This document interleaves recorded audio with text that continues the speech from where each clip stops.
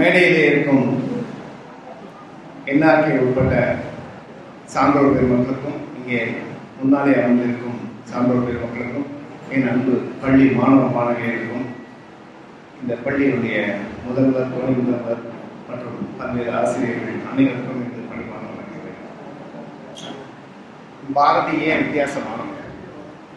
எட்டயபுரத்தில் அகரகாரத்தில் கொண்டு அவனுடைய எண்ணங்கள் எல்லாமே எப்படி பெரிதினும் கேள் என்று சொன்னார்களோ அவங்க எல்லாமே திங்க் பிக் அப்படின்னு நம்ம அப்புறம் மேனேஜ்மெண்ட் சப்ஜெக்ட்ல படிச்சோம். ஒரு 40 வருஷமா நீங்க காலேஜ் படிச்சு கேம்பஸ் போனீங்கன்னா உங்களுக்கு தெரியும் திங்க் பிக் யாரு என்னன்னா அமெரிக்காவில் ஒருத்தன் என்ன, ஆப்பிரிக்காவில் ஒருத்தன் என்னன்னு சொல்லிட்டு இருப்போம். ஆனா திங்க் பிக்கை முதல்ல சொன்னோம் யாருன்னு கேட்டா பாரதி. வேதங்களில் சொல்லப்பட்டிருக்கின்றது. ஆனால் உள்வாங்கி எட்டயபுரத்திலே அகரகாலத்தில் இருந்தவன் பெரிதிலும் பெரிது கேள் என்ற ஒரு வார்த்தையை சொன்னான். நீ கேட்கறதெல்லாம் எப்படி இருக்குன்னு கேட்டா the biggest you can ask, அது கேன் டிமாண்ட் அப்படின்னா வைய தலைமை கொள்னா லீடர்ஷிப் பத்தி இப்பதான் பேசிட்டு இருக்கோம். ஒபாமா பேசினாரு, அதுக்கு முன்னாடி பேசினார், ஜான் எஃப் கென்னடி பேசினார், ஜவஹர்லால் நேரு பேசினான்னு சொல்லிட்டு இருக்கோம். ஆனா அன்னைக்கே சொல்றான் வைய தலைமைகள்னா என்ன, மாவட்டம், மாநிலம், இந்தியா கூட இல்ல, குளோபல் லீடர்ஷிப். எப்படி ஒரு எண்ணம் அவனுக்கு வந்திருக்க வேண்டும் பாருங்கள். அவனுடைய உயரம் என்ன, ஐந்தலி கூட இல்லை பாரதி. அவனுடைய நோஞ்சார் மாதிரி தான் உடம்பு. அவனுக்கு சுத்தி கவலை. இந்த பக்கம் வீட்டுல அரிசி கிடையாதுன்னு கொண்டாடி சொல்லிட்டு இருக்கா. குழந்தைகள் அப்பா அப்பா என்று கேட்கின்றது. அந்த பக்கத்திலே சிறை பிடிப்பதற்காக பிரிட்டிஷ்காரன் ஸ்பை அனுப்புகின்றான்.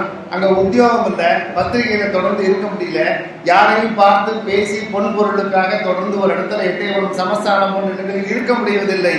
இத்தனையே மீறி அவன் சித்தனாக வாழ்ந்தான். அவன் சாதாரண மனிதனாக வாழ்ந்திருந்தால் இன்றைக்கு நாம் அவனை பற்றி பேச மாட்டோம். அவன் ஒரு மாமனிதனாக, மகா புருஷனாக, சித்தனாக வாழ்ந்தான். அவனுக்கு இந்த தேசம்னாலே ஒரு தனி சந்தோஷம். தாயின் மணிக்கொடி பாறையில் என்றெல்லாம் தாய்நாடு மீது பாட்டை எழுதிய பாரதி ஒரு பாட்டை எழுதாங்க. தந்தையர் நாடு என்ற பேச்சினிலே ஒரு சக்தி பிறக்குது மூச்சினிலேகலாம். இந்த தேசத்துல எப்படி பெருமையா இருக்கணும், தேசபக்தி எப்படி இருக்க வேண்டும் என்பதற்கு என் தந்தையர் நாடு என்ற போதினிலே ஒரு சக்தி பிறக்குது மூச்சினிலே. Boost is the secret of my energy Kapil தேவோட அட்வர்டைஸ்மெண்ட் வரும். அதே மாதிரி பாரதிக்கு ஒரு அட்வர்டைஸ்மெண்ட் எழுத தெரியுமா, என் தந்தையர் நாடுங்கிற போது எனக்கு அப்படி ஒரு மூச்சில சக்தி பிறக்குது. ஏன் தெரியுமா, இது என்னுடைய நாடு மட்டுமல்ல, எனக்கு முன் வாழ்ந்த என் அப்பா, தாத்தா, அதற்கு முன் பிறந்த மூதாதையர், ரிஷிகள், முனிவர்கள், இப்படிப்பட்ட ஒரு நாட்டிலே நான் பிறந்தேன். அதனாலதான் கல்வியில் சிறந்த கம்பன் பிறந்த தமிழ்நாடுன்னு சொன்னவன் வேதம் நிறைந்த தமிழ்நாடுங்கிறான். வேதத்திலிருந்து தான் நிறைய எடுத்துக்கிறான். அவனுடைய எல்லாத்துக்கும் காரணம் பார்த்தீங்கன்னா வேதம் புதுமை செய்கின்றான். எல்லாவற்றுமே புதிதாக புதிதாக கொண்டு போய் சேர்றான். இன்று புதிதாக பிறந்தோம், அவனுடைய புதிய ஆத்திச்சூடி படிக்கணும். உங்களுக்கு வேற எதுக்குமே நேரம் இல்லைன்னா புதிய ஆத்திச்சூடி படிங்க. பஞ்சு டைலாக் மாதிரி ஒரு வரி கூட இல்லை, 4 வார்த்தைகள், 3 வார்த்தைகள்.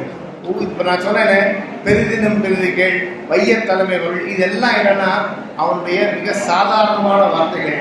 ஆனா அவ்வளவுக்கும் கந்தகம் போன்ற, ஏனென்றால் அவனோட அக்னி குஞ்சு. அவனுடைய வார்த்தைகள் பூராமே அப்படித்தான் இருக்கும். வியாசபாரதத்தை தமிழிலே பாஞ்சாலி சபதம் என்று சொன்னான். எல்லா இடங்களிலும் எல்லோரையும் பெருமைப்படுத்துகிறான், பெண்மையை போற்றுகின்றான். பெண்மையை போற்றுவதற்கு காரணம் இருக்குமா, அவன் நல்லா பேசணும். நிறைய பேர் என்னமா சொல்றாங்க, பெண்ணடிமை ரொம்ப இருந்தது, பாரதி அதை பற்றி பேசுறான் என்று. ஆனால் பாரதியுடைய கட்டுரைகளை படித்து பாருங்கள். பாரதி கட்டுரைகள் என்ன சொல்றோமா, இந்த தேசம் பெண்ணுக்கு மரியாதை கொடுத்த தேசம்.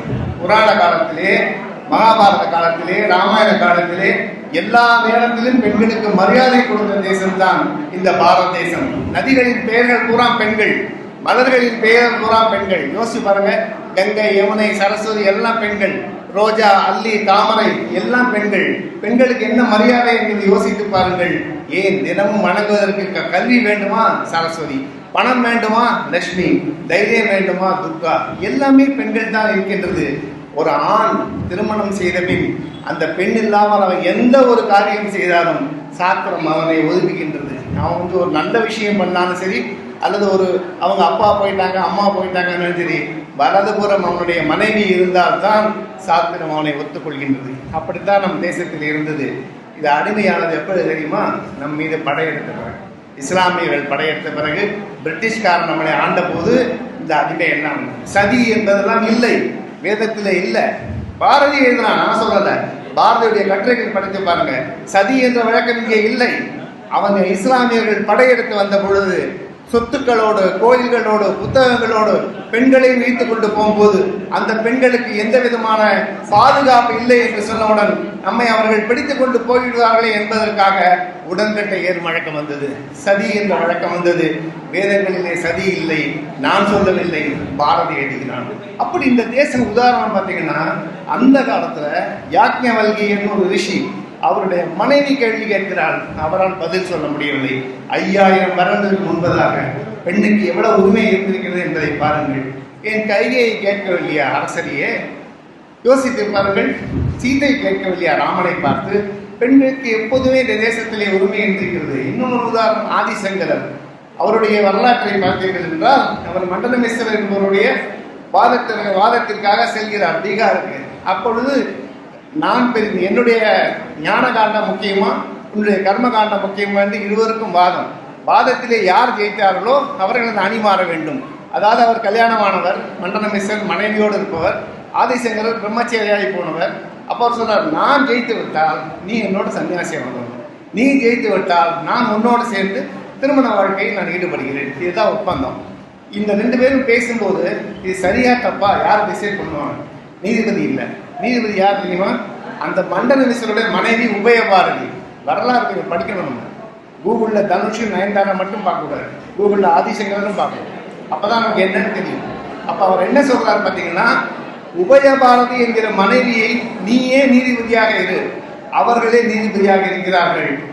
அதுல ஒரு நல்லது யோசிச்சு பாருங்க.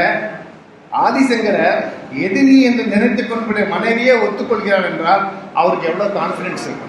இது ஒண்ணு. இன்னொன்னு, அந்த அம்மா எவ்வளவு நியாயமா நடந்தா, கணவர் தோன்று விட்டார், ஆதிசங்கர் தான் வெற்றி பெற்றார் என்று தீர்ப்பையும் கொடுக்கிறார்கள் உபயபாரதி. ஆக பெண்ணுக்கு நீதிபதி ஸ்தானம் எப்பொழுது? 8ஆம் நூற்றாண்டிலேயே. அதே போல அந்த பெண்ணுக்கு முழு உரிமை, அதை ஆதிசங்கரர் பெருமைப்படுத்துகின்றார். அதற்கப்புறம் தான் அந்த பீடங்கள்லாம் ஏற்படுத்துகின்றார். ஏன் சொல்லுகிறேன் என்றால், கையலை உயர்வு செய் என்பது இந்த பாரத தேசத்தில் நிறைய இருந்திருக்கிறது. அதனால்தான் இடையில் இந்த படையெடுப்பினால் வந்த பிரச்சனைகள் நாம் அடிமையாக இருந்தோம். அதனாலதான் அவர் சொல்றான், நெஞ்சு பொறுக்குதில்லையே இந்த பாரதி பாடுகிறான். இந்த அடிமைத்தனத்துக்கெல்லாம் காரணம் யார்? ஒரு அடிமையாக இருக்கின்ற பெண்ணால் அடிமையாகிய குழந்தையைத்தான் பெற்றுத்தர முடியுமே தவிர சுதந்திரமான ஒரு குழந்தையை பெற்றுத்தர முடியாது என்று எழுதுகிறார். பாரதியுடைய மேலிருந்து வரையா பாடல்கள் பார்க்கணும். கொஞ்சம் நல்லா உள்ள போய் பார்த்தீங்கன்னா, ஆத்திசூடி மட்டுமல்ல, புதிய ஆத்திசூடி மட்டுமல்ல, கட்டுரைகள்லாம் படித்து பார்த்தால் பாரதியுடைய புலமை மட்டுமல்ல, பாரதியுடைய பெருமை தெரியும். அவன் இந்த தேசத்தை நேசித்தான், நாட்டை நேசித்தான். எதற்கெடுத்தாலும் பாரத தேசம் என்றான். பாரத தேசத்து புராணங்களை நம்பினான். ஆனால் ஒரு வார்த்தை சொல்கிறான், வேதம் புதுமை செய். ஏன்னா வேதத்தை கையில வச்சுக்கோ, நடுவில் யாரெல்லாமோ திணிச்சிருக்காங்க, அந்த எல்லாத்தையும் எடுத்துடு, அதை கட் பண்ணிட்டு அதுக்கப்புறம் ஒரிஜினலா என்ன வேதம் இருந்தது, வியாசர் என்ன சொன்னார், இது பாஞ்சாலி சபத்தில் முதல்ல முன்னுரை மாதிரி சொல்கிறான். ஆக யார் எடுத்தாலும் பாரதி என்ன சொல்கிறான், புதுமை சொன்னான். எனக்கு அவன் ஜாதி மதம் தேவையில்லை, பூனலி அறுத்திருந்தான். இந்த 4 வரிதான் பேசிட்டு இருக்காங்களே தவிர பாரதி அடிப்படையிலே உண்மையிலே என்ன சொன்னான் என்பதை, பாரதியின் முழு கவிதைகளையும் படித்தால், பாரதியின் முழு கட்டுரைகளையும் படித்தால் தான் தெரியும்.